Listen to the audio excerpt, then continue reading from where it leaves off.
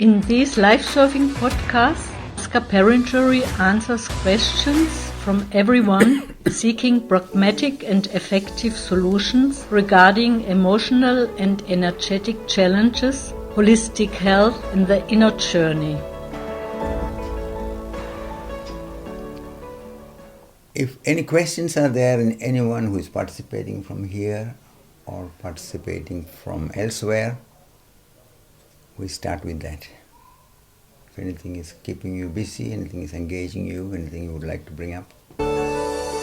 Do you have any questions? Feel free Questions can be asked over Spotify or can be sent as voice message over the podcast webpage. Yep. Yeah. This is my first time here. Mm-hmm. I just want to ask briefly, what do you think the purpose of life is? Of course, that's my main question in life right now. It's a very, very basic and very deep question because one is wanting to consider the deeper aspects of the reality when we want to ask for the purpose. The thing is, first of all, we need to understand what way are we seeing the reality? Are we seeing the reality the way it is, or are we projecting through the human conditionings into the reality and believing that to be the reality? And this is the basic area where one has to bring clarity. Because once you see that we are not looking at the reality the way it is, we are looking through the conditionings, through our impressions, values which we have collected through our upbringing, from the family, from the religion, from the culture, from the politics, from the surroundings. We take up values, we make experiences, sometimes positive experiences, sometimes negative experiences, and we quickly come into conclusions without considering deeply if it is really so. To put it in a very simple way, there is a saying that a cat which gets for the first time some milk which is very hot, so it comes to taste the milk and then it feels very hot and almost burning, it runs away. And next time when anywhere the cat is seeing the milk, it runs away. But the human being can see that it is not always the reality. The human being can discriminate, the human being can consider. But we often don't do that. We also are more or less behaving like the cat. We put people into categories, we generalize, we say these people are like that, these people are like that. And we have grown with so many prejudices and also pride. We have many fears and we have many things working in us because certain experiences which we made were nice, beautiful, exciting. We want to have more of that. We are greedy for that. And certain things which were uncomfortable, painful, we want to avoid. So we try to keep it away. We try to run away from it when it comes. Or when even the signs that something like that may be there. So the human being has to first become aware of this conditioning. And when we see that as a human being I have the capacity to look at my conditioning, to look at the way I'm reacting. And I don't need to be a slave of my past. I don't need to get limited and trapped in what happened in the past, because the past is now only a memory. Life is always happening in the present. The future is still not yet there and it's only in our imagination, in our projections. And when life happens, it's always happening now. in the present. So these are some of the basic things which you have to consider and understand. So bringing these understandings into practice, we see a different reality when we are consciously not going into the projections through our conditioning. And then many things which we have been taking for granted, we really start noticing it cannot be taken for granted. We have a body, we have certain talents and capacities, we have other human beings, other beings, plants, animals, birds. We have the sun, we have the wind, we have the gravitational force. So the more you consider everything, the more you see that we cannot take it for granted. The only thing is, in our so-called normal way of going, we are so engaged with the survival issues, with the mundane things, how to get this, how to manage it, how to get along with the officials, how to clear the living situation, how to take care of the food. And so these things tend to overtake because the survival becomes the basis for further things. And these issues become also more and more our undercurrent energy consuming factor. So what happens is, by and by, we get trapped in a certain idea of ourselves, in a role, in a personality, and everybody is reacting to this personality. We are not seeing anybody else deeply.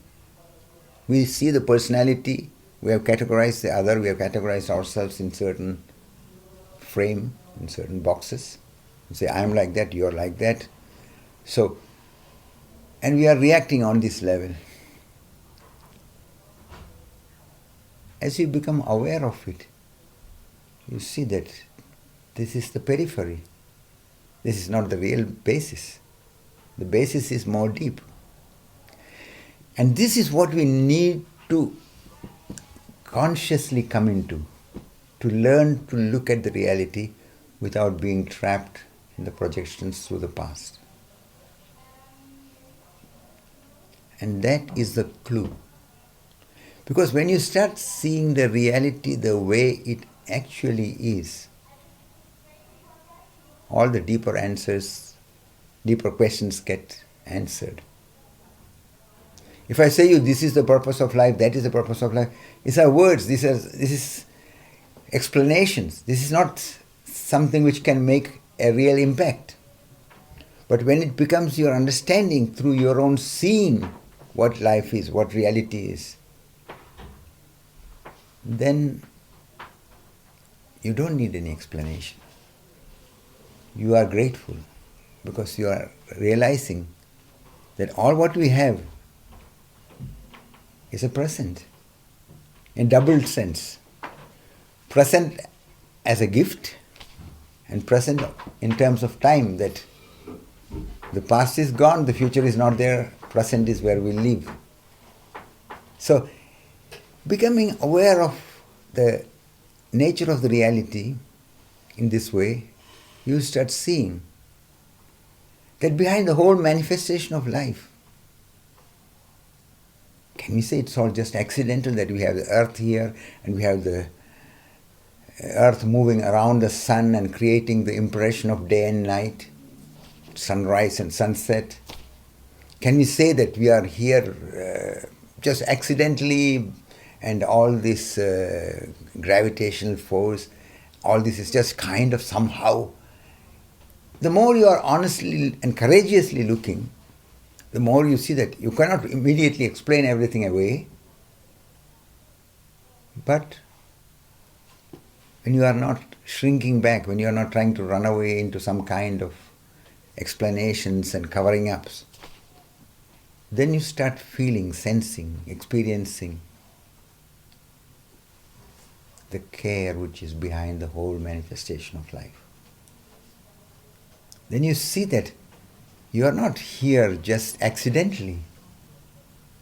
Everybody, everyone is unique. And how do you explain this?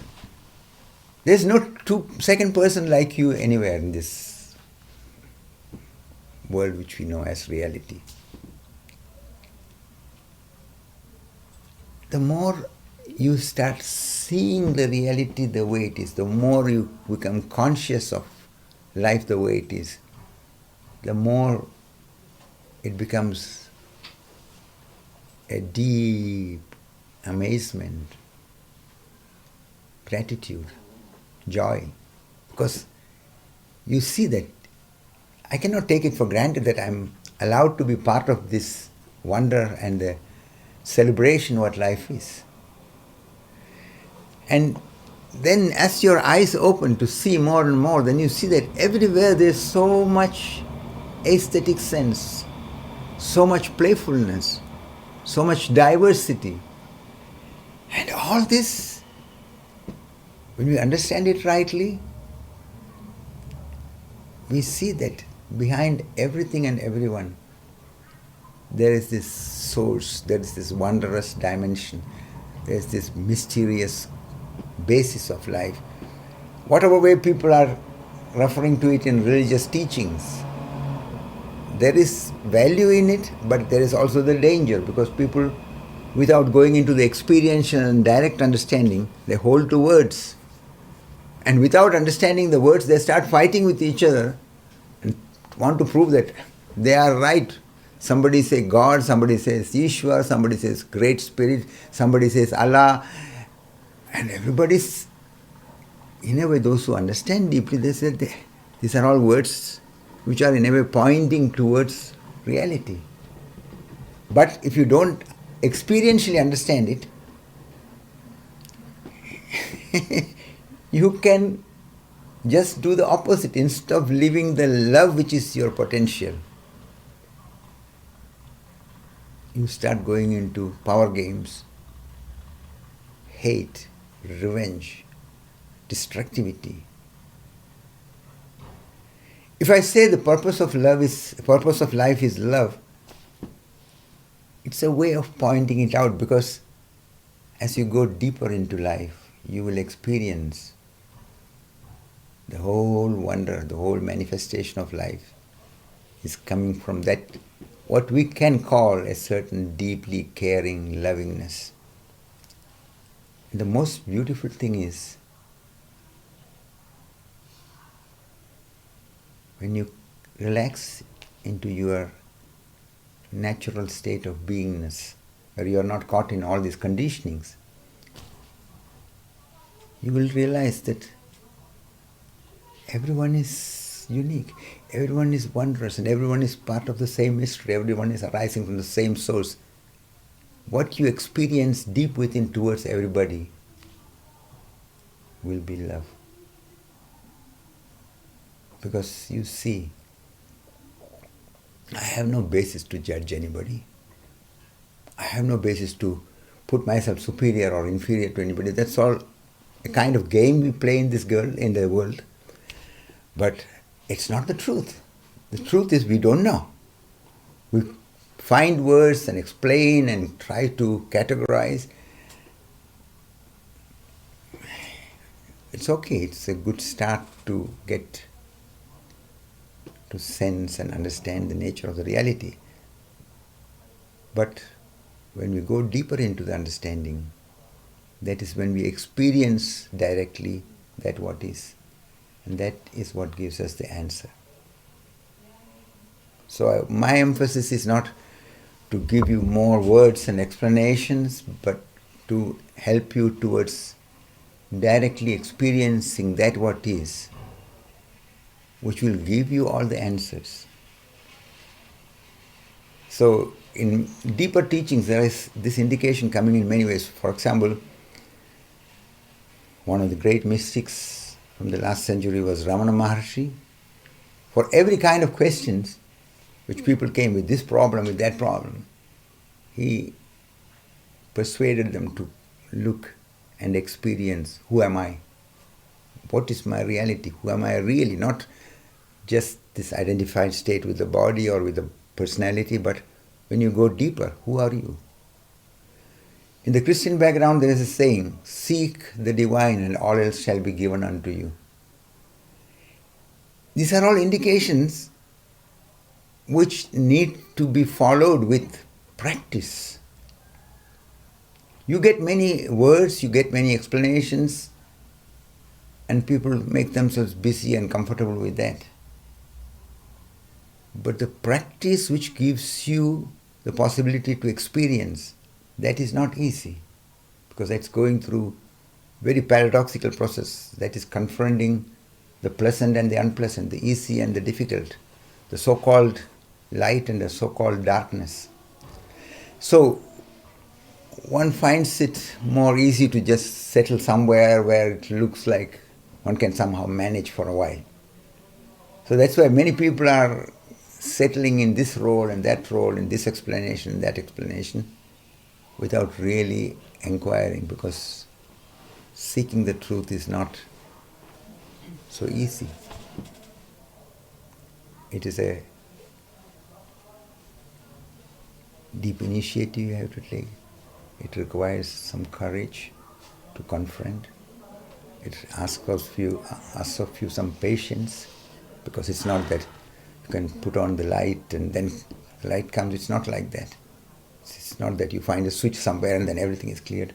No, you have to discover. You have to go through the darkness and go beyond the darkness.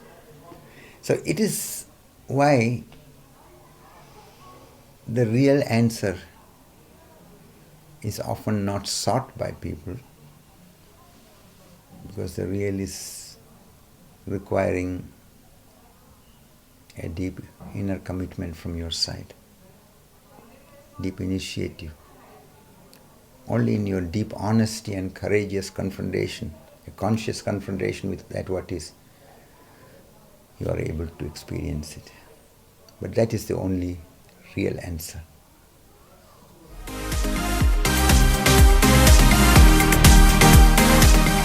A lot more questions to be answered. Right after this, you are listening to the Live Surfing Podcast on Spotify.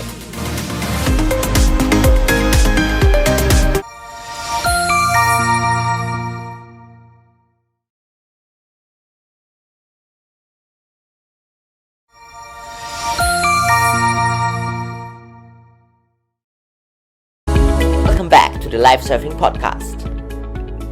We continue with some more questions. Any other question or anything in anyone participating from here or from elsewhere?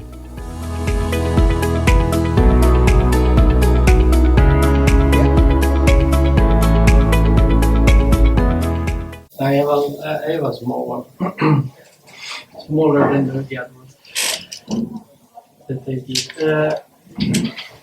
When I find myself in moments that I identify with the darkness, with the upcoming one that I see, or with the past one that was a long time ago happened.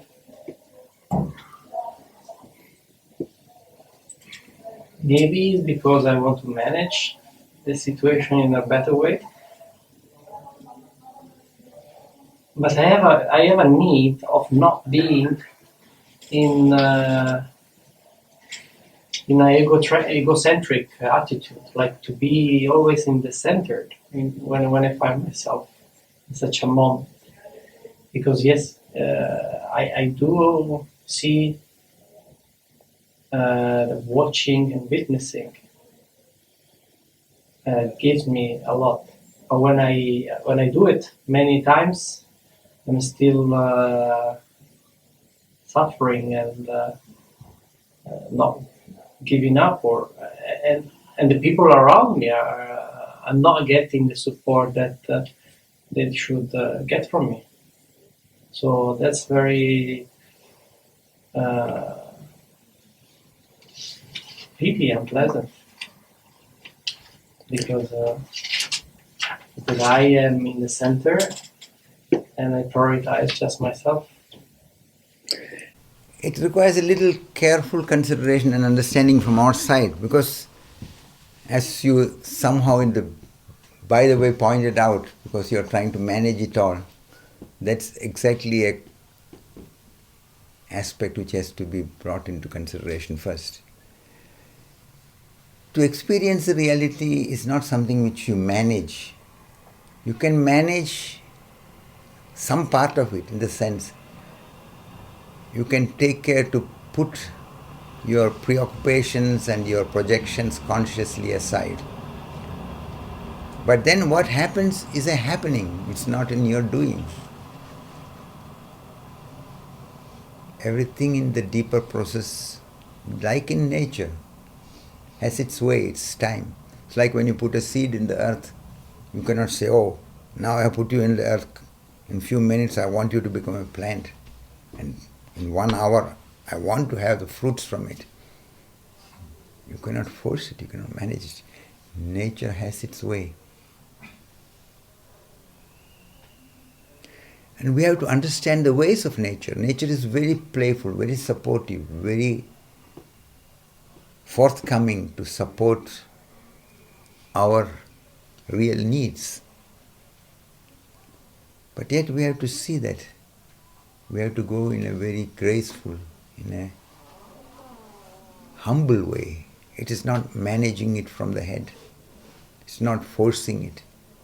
It's not something which you achieve by fighting. So once you see that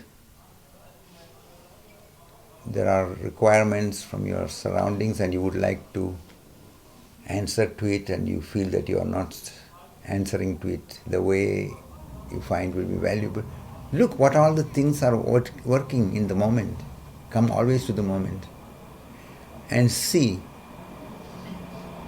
what is it that you can let go. What is it that is having priority? What is it that you need to take care more? And in this way, be open to look at the reality without clinging to this nor that.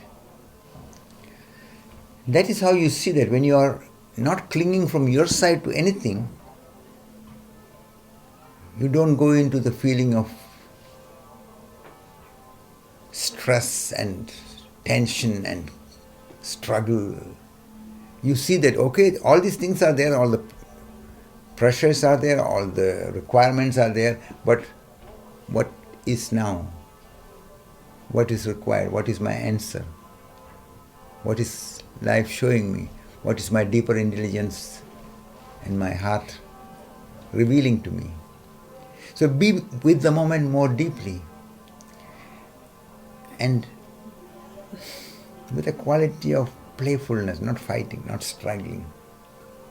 Look, what is now perhaps an answer to the situation? Move in that direction.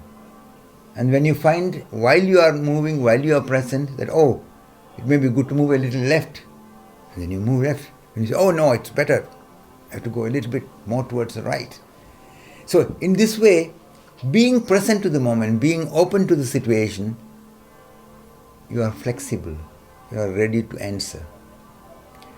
And life supports you. When you are ready and open in this way, somehow that what is valuable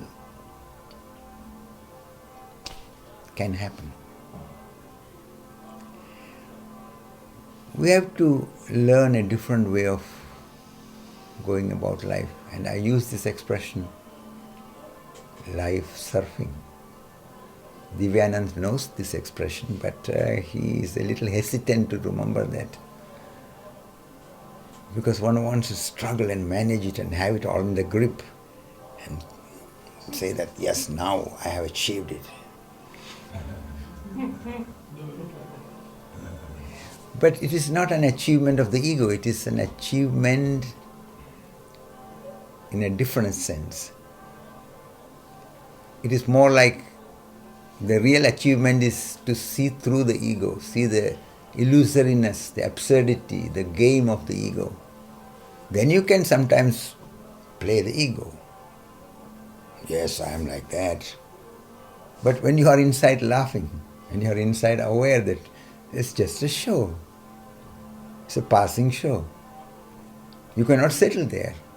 You are in some moments in situations where you are appreciated, you are in the middle, you are seen as special, and everybody is, wow, you have done such great thing.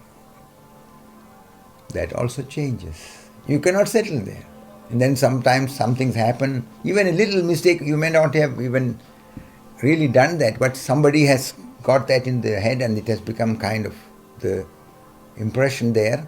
And then everybody is looking down, you, what is this? How can you be like this?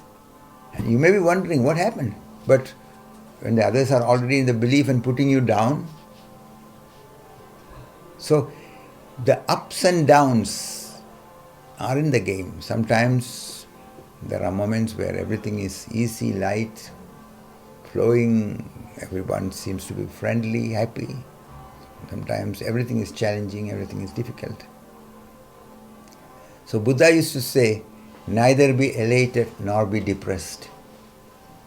When things are going exciting and fantastic and all, notice it, but don't take it so seriously. Know that this is also part of the passing show. And then when things look difficult, you're falling in the nose and everything seems to be crumbling around, watch, wait, don't go into the state of depression. Don't settle in a kind of negative attitude. And this is the capacity what we have through our awareness. We can watch these reactions. And once you understand it more deeply, you will see that it is all a play of life energy. Because when you are not so consciously going, life energy goes into certain patterns of reacting.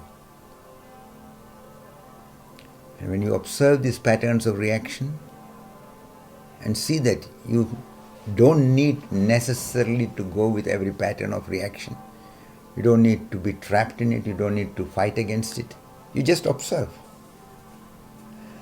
Then that what you see is unhealthy, unintelligent, unloving, let it pass by. And that what you feel is valuable, creative, loving, go with it. Because then you see that it is you who, through your consciousness, can enable the energy to manifest in certain patterns of reaction, or not go with it, not fight with it, not give attention to it, and prevent the energy from getting trapped in these patterns. So it is learning to understand the way you manifest life energy. This is one of the very basic things I am talking about. And because you can, through your understanding, allow it to become a reality in your life, I recommend everybody to bring attention to watch all the reactions which arise. Don't identify with them. And be open to see what are the undercurrent factors working. This way, inwardly become a master of yourself. Inwardly become free from blind entanglement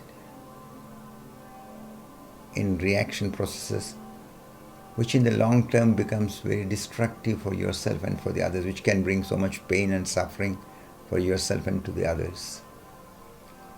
And when you are bringing awareness, you can see that it is my responsibility to take care of it. So understand life very carefully, going in a non-struggling way, with a sense of humor, with a little playfulness, with a sense of curiosity. And then you see that in your endeavor to take care, life is supporting you in many, many visible and invisible ways. That is what life surfing is all about. orient in this way. Anything else in anyone participating from here or elsewhere?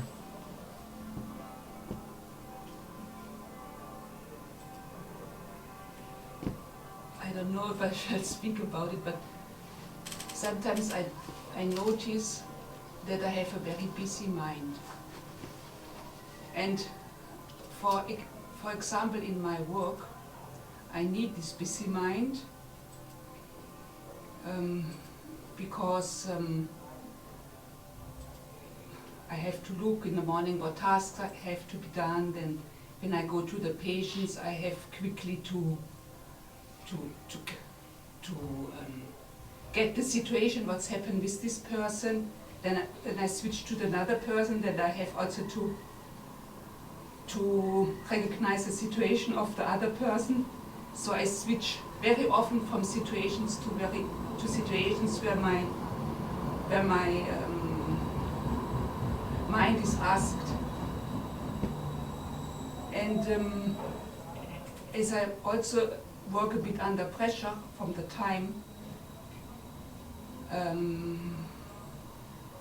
I realized that and I know that you have often told to me how to deal with this when I'm under this, when I'm in this intensive situation? In these situations. But I notice that it is also, many things are also, it is like an automatic mechanism which is pulled on. And how for hours I have to finish all these demands which I come from outside and which I put to myself. And then to stop afterwards this running process in the mind and to feel again what is always taking some time. And then when I'm back in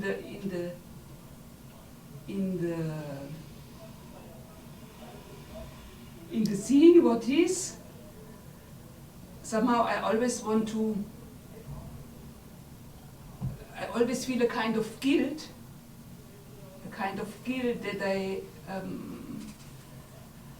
that I was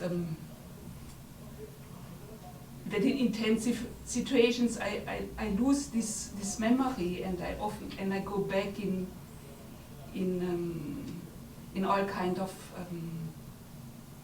reactions, or not only reactions, but then my mind is sometimes really jumping like so to use this word, like a monkey. And then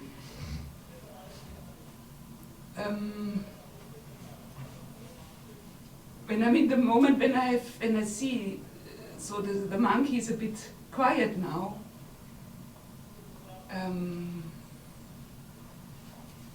then I regret the moments where the monkey was busy. You see, we have to first of all excuse ourselves from the monkeys, because they won't be so happy to be called like that. When they are like that, they are enjoying life. But when we are behaving in that kind of way, or when our mind is jumping around like that, of course, it's a different issue. It's an automatism. But what we have to understand is one thing. We are not having to condemn the mind. We don't have to put down the mind. We don't have to be against the mind. We have to see that through a deepening of the understanding, we have the capacity to use the mind where it is valuable and gain a distance, disentangle ourselves from that identification and come home. And let it become a very playful way of approaching. Because you would like to have it in the perfect way so that you can say, well, I'm doing it so good. In the middle of all the challenges, I'm still having everything under control. No, it is not going like that. It is not controlling, it is undercurrently allowing a gentle quality of presence. So, I would recommend two things. Before you start going to the work, take some moments to allow the silence and make a prayer to existence. May I remember and stay present as deeply as I can during all my activities, and allow it to continue and accompany you like a fragrance. Don't make it a demand. Don't think that you have to manage it. It's something of the grace. You can allow it. You can remember it and be open for it. And then notice in all these situations when there's intense challenges and you have to use the mind, make it as best as you can. Don't be hard on yourself and don't judge and put yourself in boxes and say, I'm not so perfect as I should be. Because when you have the perfectionistic concept and you are comparing, then of course, afterwards you feel guilty that I'm not as perfect as I should have been, and so I'm bad. You put yourself in a box, and in this box you are trapped, and you are then going into suffering. You are unhappy, and your energy is in this unhappiness. So notice how it is all working. So after the work, at the earliest possibility, take some time to simply watch all that what is unclear working in you. Allow it some space to come it up, or to bring it up, to let it come up and reveal to you. Look at it and let it all pass by. Don't try to change anything. And your effort is not trying to give you some notes of how good you have been or how perfect you have been, in what level of enlightenment you have come and all that. Just relax and notice that what is unclear, let me notice it and let it all pass by. And in this way come just as much as possible to the moment, to the state of beingness, to the state where you are nobody in particular. And that is the orientation. And then move with life with this gentleness. It's a small but decisive difference. You can go around everywhere like a manager, trying to grip everything, have control over everything, and thinking that I have to do it, I have to prove it. Or you can say, okay, I have to be available, I have to look how I can make the best in each moment, in each situation. What is my possibility? And allow the divine support to accompany you. Because this remembrance which you bring is what makes it possible that it can reach you. In a way, I don't need to say that the divine blessings are with you, because the divine blessings are available to everybody, just like the sun is shining for everybody. The rain is there for everybody. The divine blessings are for everybody. It is not choosing one against the other. But there is a problem. The problem is, we are not often available. It can be said in the modern way that our telephone line is almost all the time engaged. We are watching something in the social media, in TikTok, in other platforms, busy and chit-chatting, arguing, fighting. We are in a kind of intoxicant state. And this is almost addictive, because it's all connected with our holding to our idea of a separate I. That is why we need to remember and we need to make ourselves available Sometimes people are there, they want to go deeper and all, but when they have a little time, they are just running in front of the computer and television or watching on their cell phone and engaging themselves. How can they become clear? How can they become free? Unless you put this as a priority, unless you recognize that without your innermost decision for it to become available. It is not trying to manage, it is a deep remembrance to empty yourself of your so-called self. There's a very beautiful song from Nusrat Ali Khan, who used to sing the Qawwalis. And he is, in this one song, I remember this one line, I don't know the songs, I don't know most of this exact other meanings in this, but this part I knew, where he says, in the namaz, in his prayer, it is my attempt to remove the so-called I with my I. In the Urdu it is said, Mujhko mujhse mitha diya. I remove myself with myself. This is when you are saying yes unconditionally to the divine, whether you call it God or Allah or Great Spirit or deep nature or whatsoever, or the wonder, the mystery behind all. Don't get trapped in words, it's very, very important. Directly open to this reality. When you make yourself available,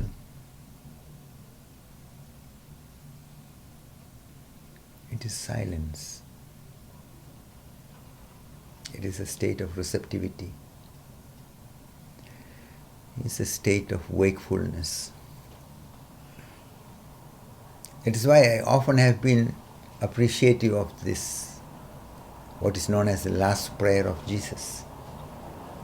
Because when he's praying and saying, after having been like every other human being, for one moment he was doubting and asking, oh Father, have you forsaken me? And then as he realizes it, his prayer changes and becomes, thy will be done. Thy kingdom come, thy will be done, not my will. And this is very basic because we are trapped in our will. In English there are two words which are very much related to this. And if you can see the relation, you can also get a clue. One word is villain.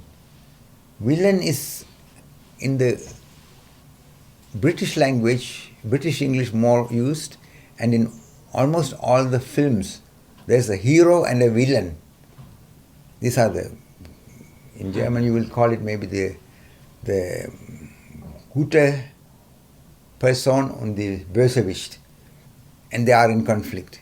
So the villain is one who is willful, who is forcing power, ready to get something at any cost. That is a villain. And the other word, whether you may be able to connect with it or not, in my playful way of considering etymology, I say the word devil comes from the will. The will. Because we are getting trapped in this will. And when we are trapped in the will, we are not open to see the reality. We are not seeing anybody else. We put, I want it, and how can I get it, how to achieve it. And we look at everybody from that angle of what is advantageous, what is disadvantageous. Who is my friend, who is my enemy, who is useful for me, who is useless for me. So it's all around the will, I. But when you are not trapped in the will, when you can see this will working in you, and you consciously let it go, you become truly human. And in our becoming truly consciously human, we are available to the divine. When Jesus says, I am the Son of Man and I am the Son of God, he is bringing both these aspects near to each other. But it has to be understood. You have to bring it into your living through your practice. That is why go into the work with the remembrance that you be available to the remembrance of presence, being with the moment, and through your prayer you are deliberately putting a priority. Through your prayer you are making yourself more consciously available. And then again, after the activities, when you are having the space, let go of everything consciously, come home to your beingness, become more familiar with the state of silence, where you are nobody in particular, in no role, in no identification, neither identified with the body nor with the personality, neither being a man or a woman, neither being this kind of person or that kind of person. You are not going into categorizing and comparing. You are not putting yourself in any kind of box. Become familiar with the state of beingness as deeply as you can. This is the orientation. This is not something to achieve. And when you stop struggling to achieve something, you can relax.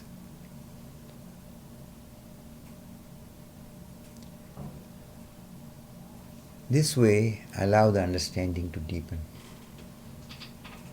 And always remember, life is supporting you. I'm saying it more often the last period because it's often forgotten. We are always so much into our doing and managing and getting things under control. We have to do our part. That's very important, because that's how we make ourselves available. And when we are available, we will also see that life is also supporting us. So, with this non-struggling way of going about life, as wakefully, as playfully as possible, allow the mystery, allow the divine.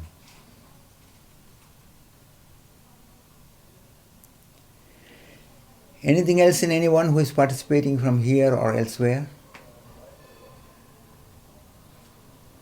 For me, I don't know the English word for this, but recently someone was speaking about Stigmatisierung.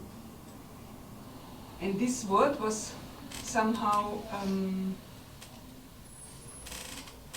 bringing up something in me which was making me a little bit afraid.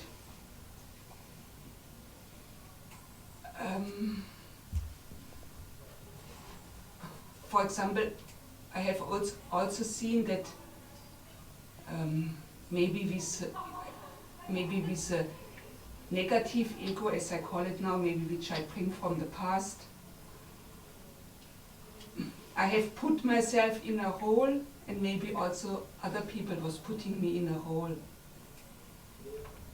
And now I see that in society somehow they put everything in kind of holes. Or they make it, it's like this is like this person is like this person is like that. And so somehow it has a kind of, what you also talk about, it has a kind of fascination to put words to everything, but at the same time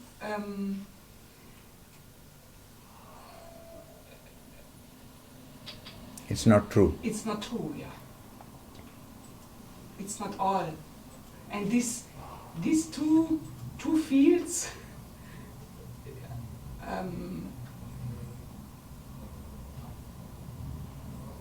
to deal with the both, so I don't know how to express.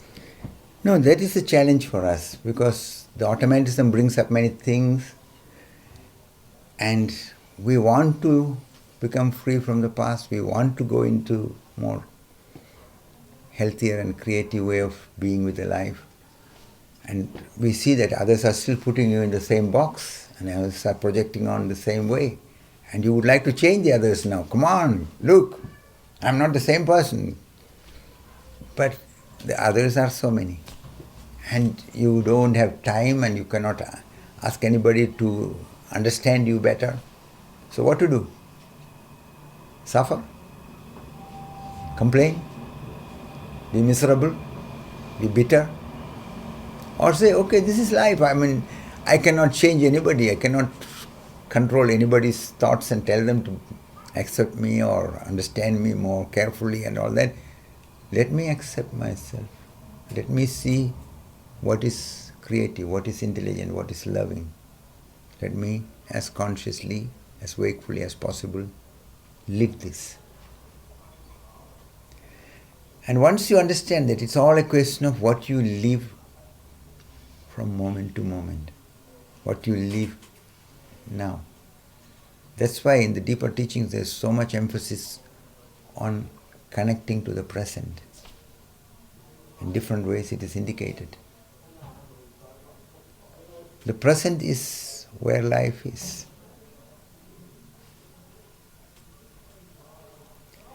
And once this becomes conscious to you, you don't have the capacity to change anybody else and you don't need to waste your time in trying to change anybody else.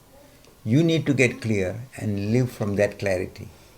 And others will by and by, in their own way, start noticing, seeing, feeling, and let it happen the way it is. Just like they put you in a box in the other direction, they will slowly see that, oh, that is not fitting anymore, and this person is different, and this person is even smiling at me now, and not so hard in her way of looking, and so you can see that, okay, there's some difference.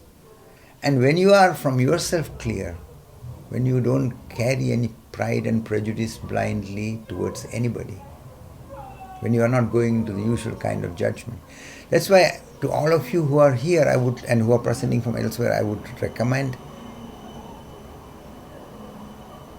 start working with the session reminder from this time, which I've been giving last week. These two reminders, and for you also, is you ask Raphael afterwards to give you the link for this reminder.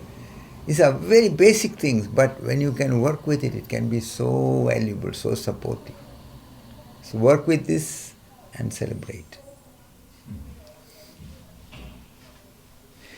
Before we conclude for this evening, we sit the next 10 minutes just being wakeful and present to all what is there, without trying to change anything, without trying to hold to anything, without interfering in any way with that what is taking place in you.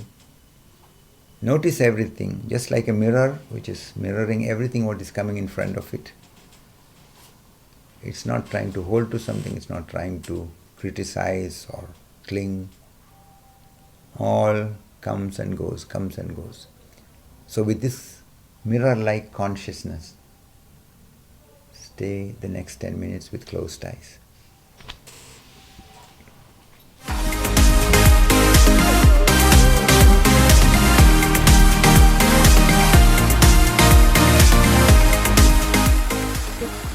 The Live Surfing Podcast will be back next week.